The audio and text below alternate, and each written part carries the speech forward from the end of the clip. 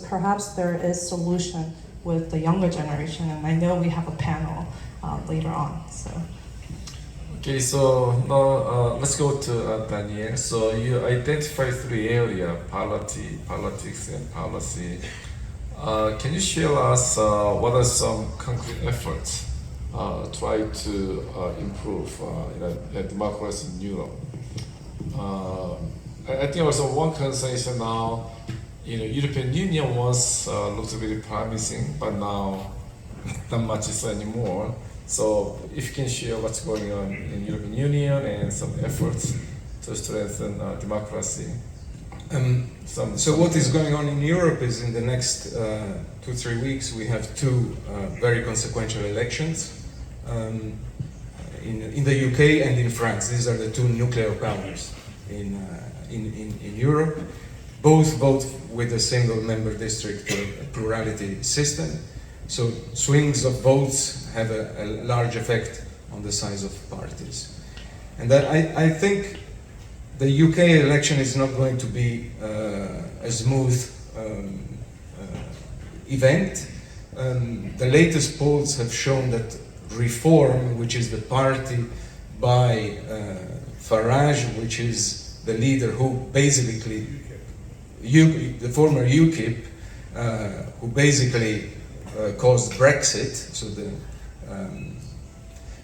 in 2016, has overcome the Conservative Party. And this might be very consequential. Also because it's eating into the large lead that Labour had until now over the Conservatives. So it might be more interesting than we think, but it teaches us also a lesson that in systems in two-party systems based on plurality systems, populists of the right and of the left capture existing parties. I mean, this has happened in the Republican Party. This has happened to the Conservatives in the UK. And at some point it happened also to Labour in the UK when Corbyn was a leader. And the other election is in France. And France is an extremely delicate situation because it is an unnecessary election. It was called by the French president, who made a reckless bet, a completely irresponsible act, to call an election in a moment where the extreme right, pro-Putinist, pro-Russia party might get an absolute majority of the seats, and the projection had a fork that allow for that possibility of the party getting an absolute majority and therefore controlling the executive. In a very delicate moment, a pro-Putinist party in France, a nuclear power, in a moment of war with Russia in Ukraine. This is something that will have very, very large consequences for the geopolitics of the region. And also in a moment in which there is the war between Israel and Hamas, because France has the largest Muslim minority in Europe and the largest Jewish minority in Europe. And through social media, fake news, Russia is stirring this situation. So a very, very delicate situation in Europe with these two elections, plus some regional elections in Germany, in the eastern part of Germany, where the neo-Nazi party is particularly strong. Yeah, thank you. I got a lot of questions, so I'm gonna pick a couple of them first. And I think most of them won't remain anonymous, but there are a few people who shield their names. I'm gonna pick the question. So by Ju Ucher, I think this may be question to Larry, but I think I welcome other people to comment. It's a very simple question. Why is the majority get ruled by the minority? How to prevent that? US or elsewhere? I mean, you mentioned about primary system that Well, it's because of the institutional rules in the U.S. So I mentioned some of them. Time is short, I won't repeat what I said. But the most obvious glaring, to my mind, outrageously democratic deficiency of the United States is the Electoral College, which enables literally the minority vote getter, the loser of even the plurality of the vote, to be elected president. It's happened twice in this century. And the irony is, I actually went back to the Federalist Papers and read the arguments about that, including by Alexander Hamilton. And one of the arguments he advanced for the Electoral College was to be a brake on populist passions.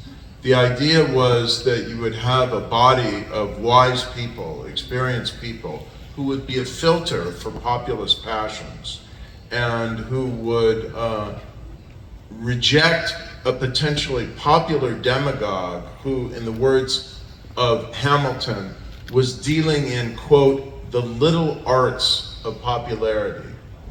Well, as a result of the Electoral College that Hamilton gave us, of course there were other reasons as well to reconcile the interests of different states, we got a populist demagogue who was dealing in the little arts of popularity. But then you look at the filibuster in the Senate and the ability of 41 senators to block the will of the majority, even if it has a majority in the Senate and in the House and in the presidency. Levitsky and Ziblatt were quite passionate in both of their books, including the most recent one, which is a very good book, Tyranny of the Minority, which gives the answer to the question you asked in much deeper detail, in favoring the elimination of the filibuster. I was actually, Giwok, a little bit wary about doing so because of the populist era we're in. And because I anticipated the possibility that Trump or an authoritarian personality like him could return to the presidency. And if Trump returned to the presidency, won a majority of the Senate, which actually the Republicans are likely to do, and recaptured the House, which they're not likely to do, but which is possible, then you have what's called the trifecta. And the only break on the drift toward authoritarianism would be the ability of Democratic senators to stage a filibuster against the most outrageous legislation. So, you have to pick your poison in whether you want to empower a minority as a check on runaway power, or you want to have pure majoritarianism. Our federal system in our very big country with federal distribution of power also is a kind of limited check on tyranny. But I think that the most powerful problem we face now is the tyranny of extreme minorities to dominate partisan politics through low turnout primaries. I can tell you there is no reform of democracy in the United States I more passionately and desperately want to see than this change in the electoral system to preferential voting with nonpartisan primaries.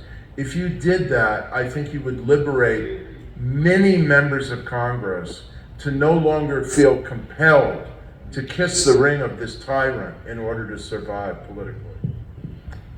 Any other panelists want to make any comments on this question or move on to the next one?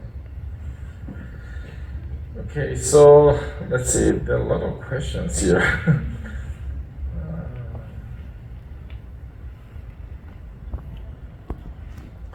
It's from Kim Jae-bong.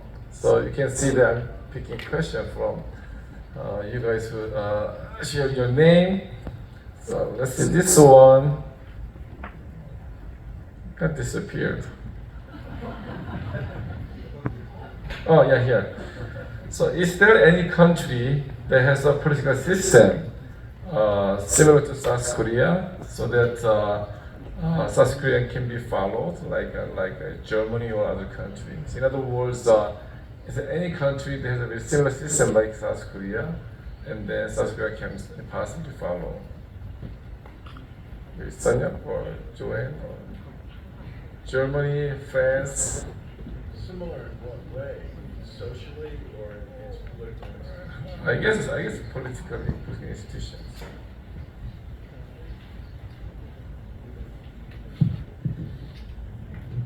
Of course, I think when we made our institutional setup, I think we emulated a lot of systems from other countries.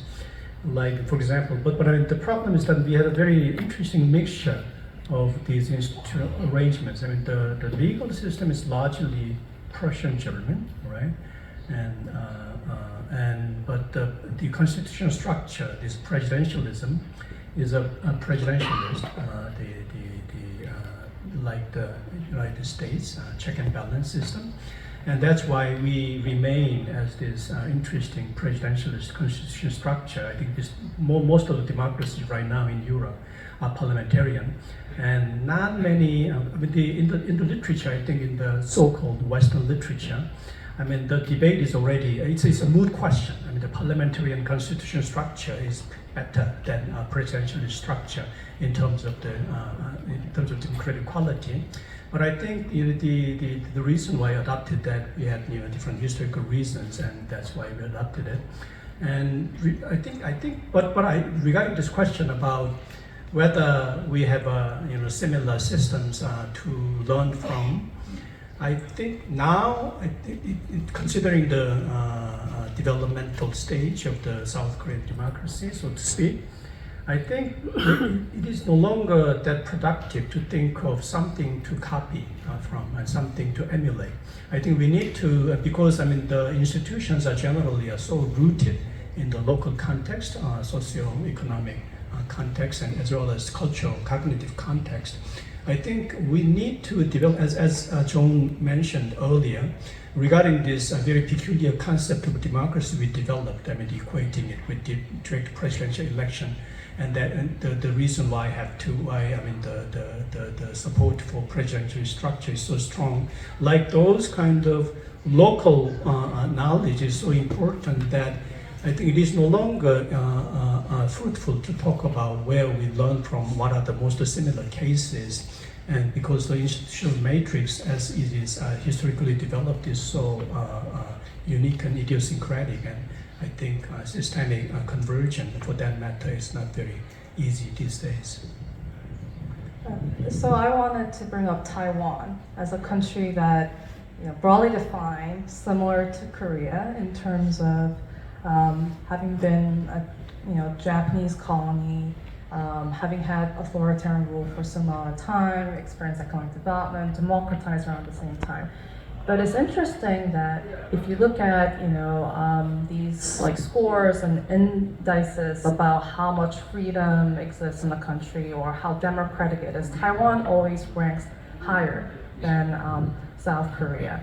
And in fact, in South Korea we have national security law that limits freedom of speech on certain issues. Taiwan, a communist party exists, which is related to this point. We also know that Taiwan is the first country in Asia to legalize same-sex marriage. So it's interesting that, despite similarities when it comes to how democratic the two countries are, Taiwan has been ranking higher. But I think it's also interesting to go back to the previous point about institutions. So both South Korea and Taiwan have presidential system, but in Korea we have this 5-year, one term. And that connects back to our authoritarian legacy. Correct me if I'm wrong, anyone here, but I think the reason why presidents can only run for one time is because of our history of having military dictatorship. But Taiwan, they have, it's like the US, where it is 4-year term and you can run up to second time.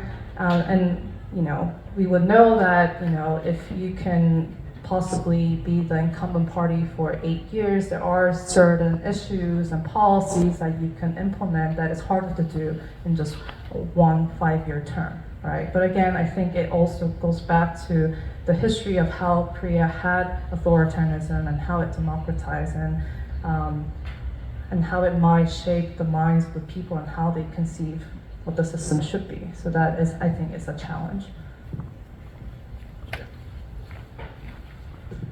When you compare political systems, you immediately discover that there are trade-offs, and the presidential majoritarian systems might be very accountable, so it's very easy to change the executive with the small swings of vote, but they're not very representative and they're more divisive.